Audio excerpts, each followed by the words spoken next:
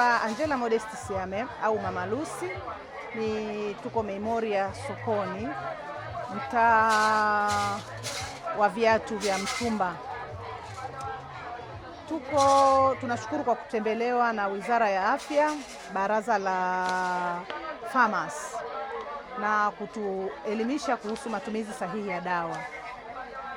Tunashukuru kwa sababu kumekuwa na magonjwa mengi na kumekuwa na athari nyingi kwa watumiaji wa dawa ambao hawafati maelekezo, na wametueleza madhara ya kutumia dawa hovyo bila kuwa na mpangilio. Wametueleza madhara ya kutumia dawa bila kufanya vipimo au bila kuandikiwa, kunywa dawa bila kukamilisha dozi.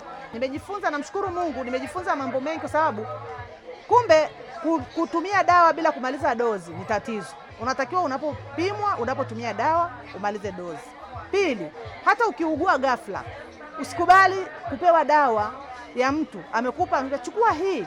Kwa mfano umeshikwa na tumbo la kuharisha ghafla, kuchukua hizi Flagyl kunywa. Mimi ninazo, natembea nazo kwenye pochi. Kwanza huwezi kujua kwamba zimepita muda. Kwa hiyo ile imenisaidia kwamba sitaweza tena kutumia dawa za mtu kwa sababu siwezi kujua jinsi alivyozihifadhi na siwezi kujua kiwango ninachotakiwa kutumia ndio hicho. Na pili, ugonjwa wake, hata kama ni ugonjwa mmoja umefanana, labda ni tumbo la kuharisha au kukohoa, virus waliomsababisha yeye kaugua sio virus waliomsababisha mimi kuugua. Kwa hiyo kwa hilo itanisaidia.